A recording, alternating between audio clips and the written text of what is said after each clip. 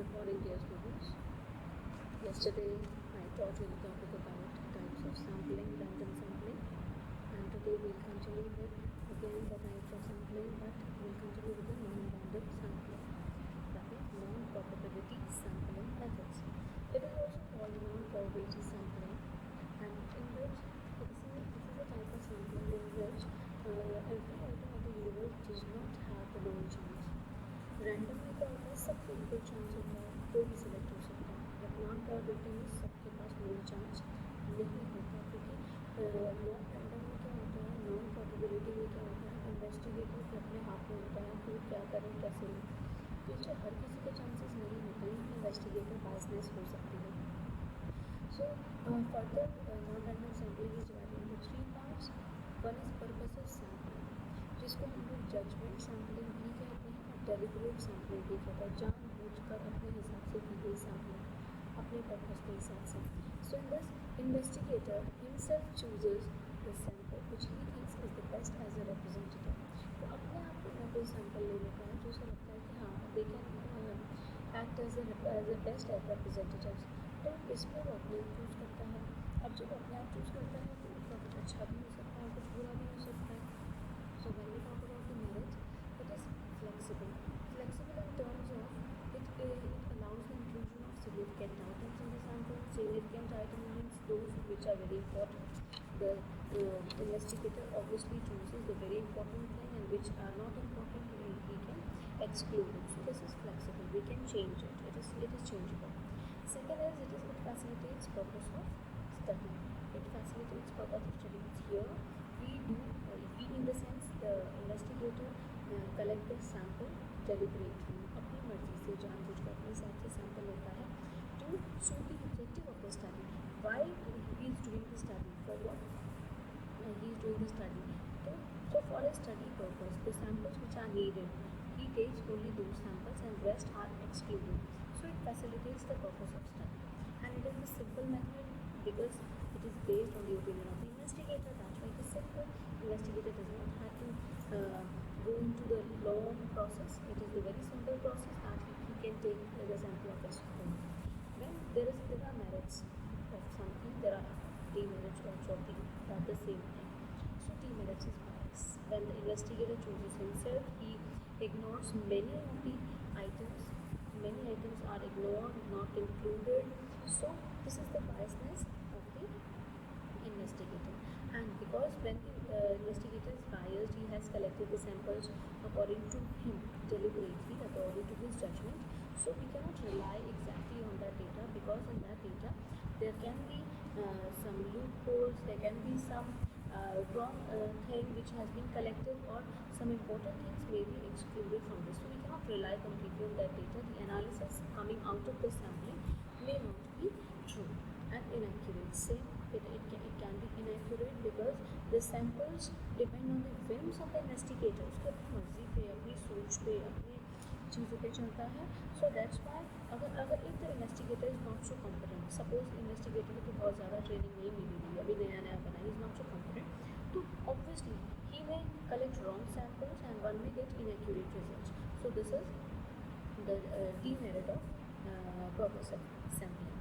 Let's go further with quota sampling. Another part is quota sampling. Quota sampling is when population is divided into different groups. We divide the population in different groups and or classes according to the different characteristics.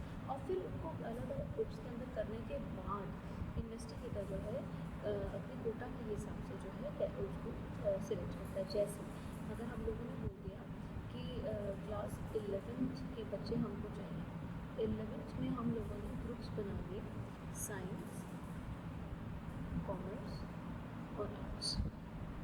ठीक है, ये 3 हम लोगों ने groups बना दिए. अब कोटा मतलब इसने पहले से ही फिक्स कर दिया कि भाई मेरे को साइंस से जो है 3 बच्चे चाहिए, कॉमर्स से 1 ही बच्चा चाहिए, आर्ट्स से 2 बच्चे चाहिए, या कॉमर्स से 4 बच्चे चाहिए, आर्ट्स से 2 बच्चे. इसने ऑलरेडी फिक्स कर दिया. Quota is already fix, quantity is already fix कि इतना ही मुझे लेना है, मैं इससे ज़्यादा नहीं लूँगा. तो ये क्या है, ये is the mixture. Very important है जो होता है मिक्सचर ऑफ स्ट्रैटिफाइड. स्ट्रैटिफाइड में हम लोगों ने क्या पढ़ा था, that we make the strata, we make the groups groups बनाए and after that purposive sampling, purposive in the sense जो अभी हम लोगों ने ऊपर पढ़ी कि इन्वेस्टिगेटर अपनी मर्जी से सैंपल कलेक्ट करता है, उसने ऑलरेडी कोटास बना रखे हैं और अपनी मर्जी से सैंपल उसने कलेक्ट किए हैं. I hope it is very much clear to you now. So now here is merits and demerits of this sampling.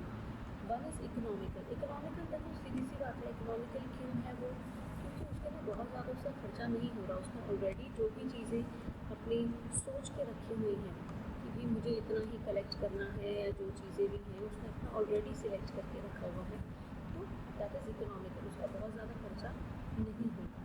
और रिलायबल क्योंकि उसने जो स्ट्रैटास बनाए हैं, जो ग्रुप्स बनाए हैं, उस ग्रुप्स के अंदर ज़्यादातर डेटा जो है उसकी जो उसने ग्रुप्स बनाए हैं वो ज़्यादातर सारे के सारे कैरेक्टरिस्टिक्स जो है उसे कवर करेंगे.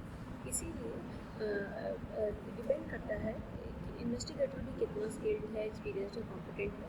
अगर वो स्किल्ड है, कॉम्पिटेंट है तो वो बहुत अच्छे से स्ट्रैटास तैयार करेगा और बहुत अच्छे से डेटा फिक्स करेगा, तो उसका डेटा रिलायबल है.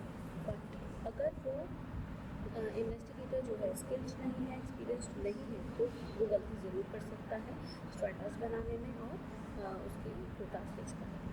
So now come to the demerits of it.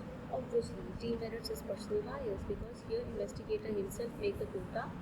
So here if he is not competent or if he has some personal prejudice का मतलब क्या है, पहले से उसने कोई दिमाग में धारणा बिठा रखी है कि साइंस के बच्चे, सपोज जो अभी मैंने आपको एग्जाम्पल दिया, उसने दिमाग में धारणा बिठा रखी है कि साइंस के बच्चे ज़्यादा इंटेलिजेंट होते हैं और कॉमर्स के थोड़े कम होते हैं, आर्ट्स के भी थोड़े कम होते हैं, तो उसने प्रेजुडाइज बिठा दिया और साइंस के बच्चों को ले लिया. से सपोज साइंस के बच्चे सिर्फ कुछ लैंग्वेज जानते हैं, आप ज़्यादा क्रिएटिविटी के लिए उसके लिए आर्ट्स के बच्चे बेस्ट होंगे, तो लेकिन उसने साइंस के बच्चों को ले आई, तो अपना प्रेजुडाइज जो है उसकी वजह से जो है पर्सनल बायस कहीं ना कहीं आ जाती है.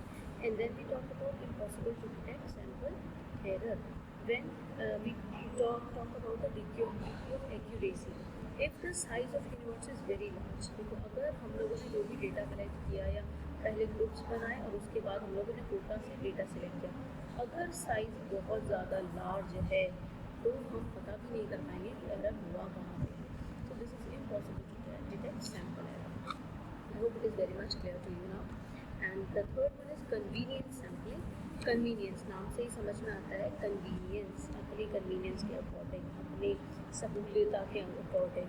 सो in which sampling is done by the investigator according to his own convenience. अपनी कन्वीनियंस के हिसाब से उसने सैम्पलिंग की. सबसे simple method. Now so suppose if I want to get, एक एग्जांपल दे देती हूँ आपको कि अगर मुझे जो है मैं एक इन्वेस्टिगेटर हूँ और मुझे लगभग जो है मुझे कुछ स्टूडेंट्स का डेटा कलेक्ट करना है. स्टूडेंट्स का डेटा कलेक्ट करना है, लगभग मेरे पास होने चाहिए 3000 स्टूडेंट्स का डेटा. तो 3000 स्टूडेंट्स रुड़की के चाहिए, ठीक है. तो मैं ये कोशिश कर सकती हूँ कि मैं रुड़की के बहुत सारे स्कूल्स में जाऊँ और वहाँ से थोड़े थोड़े बच्चों का डेटा कलेक्ट करके फिर मैं रुड़की के बारे में, जो 3000 बच्चों के बारे में मैं अपना व्यू रखूँ, है ना. जो भी हम लोग जो भी सर्वे कर रहे हैं उसको मैं बता दूँ. अब ये चीज़ तो पॉसिबल है कि हम हर स्कूल के बच्चों को कवर कर लें, इसमें क्या होगा हम बहुत अच्छे से बता सकते हैं. लेकिन अब यहाँ पे कन्वीनियंस की बात है. मैं तो भैया यहाँ रहती हूँ, अब मेरे बस की नहीं है कि मैं इतनी दूर माउंट फोर्ट चली जाऊँ या और भी जो स्कूल्स हैं यहाँ पे, मैं बहुत दूर दूर के स्कूल्स में नहीं जाना चाहती. मैंने क्या किया, अपने नियर बाय के स्कूल देख लिए, KV1 देख लिया, KV1 से उठा लिए 1600 बच्चे, ले लिया डेटा. KV2 ले लिया, KV2 से ले लिए मैंने 500 बच्चे, और फिर मैंने उसके बाद बाकी जो अभी हमारे कितने हो गए 2100, अभी भी मेरे 900 बच्चे बचे हैं. 900 बच्चे मैंने और देखा स्कूल कौन से पास में है, मैंने देखा सेंट एन्स है, सेंट एन्स से 900 बच्चों का डेटा लिया. क्या मैंने सारे स्कूल कवर कर लिए? ठीक है, नहीं. ये मैंने अपनी कन्वीनियंस देखी, ठीक है यार KV1 KV2 मेरे पास है, यहीं से सारे बच्चों का डेटा मैं कलेक्ट कर लेती हूँ और छुट्टीज़ के बेस पे मैं जो है अपना जो भी मेरा एनालिसिस है, इंटरप्रिटेशन है वो मैं दे देती हूँ. तो ये सिंपल तो है क्योंकि इन्वेस्टिगेटर की अपनी कन्वीनियंस पे है. सिंपल भी है, इनएक्सपेंसिव भी है. इसके मेरिट्स ही है, सिंपल है और इनएक्सपेंसिव है, ज़्यादा खर्चा नहीं करना. लेकिन इसके डीमेरिट्स क्या हैं? अनरिलायबल. आप इस पर रिलाई नहीं कर सकते क्योंकि इन्वेस्टिगेटर ने अपनी कन्वीनियंस के हिसाब से किया. अब इन्हीं तीनों का डेटा कलेक्ट करके हम ये बात नहीं बोल सकते कि पूरे रुड़की के स्टूडेंट्स कैसे हैं. मुझे हर स्कूल का डेटा लेना चाहिए था बट मैंने नहीं लिया अपनी कन्वीनियंस के अकॉर्डिंग. वही जब ये उसकी अपने विम्स और अपने प्रेजुडाइज पे डिपेंड करता है, उसकी अपनी कन्वीनियंस पे डिपेंड करता है, तो ऑब्वियसली अनसाइंटिफिक रिजल्ट्स आएंगे, कोई आप उसको ट्रुथ और उसका साबित नहीं कर पाओगे। रीज़न भी क्योंकि आपने अपने हिसाब से लिया, पर्सनल बायस, कोई अपनी कन्वीनियंस के अकॉर्डिंग है तो पर्सनल बायसनेस है कि मैं नहीं जा रही बहुत दूर के स्कूल में, पास का स्कूल ये यहीं से लूँ, तो यहाँ बायसनेस आ गई मेरी। तो बायसनेस के हिसाब से जो भी रिजल्ट्स आएंगे वो कहीं ना कहीं मेरे रिजल्ट जो है वो कट होंगे। I hope it is very much clear to you the methods of non-random sampling or non-probability sampling. Now one more topic of the primary data and secondary data. Secondary data, sources of secondary data will be continued in my next video, and we'll start with a new chapter, organizational data. First we'll do the secondary data sources, and then in the same video we'll continue with the organizational data. Till here, please go through it. I hope it is very much clear to you. Try to make notes, try to jot it down, and your queries are always welcome.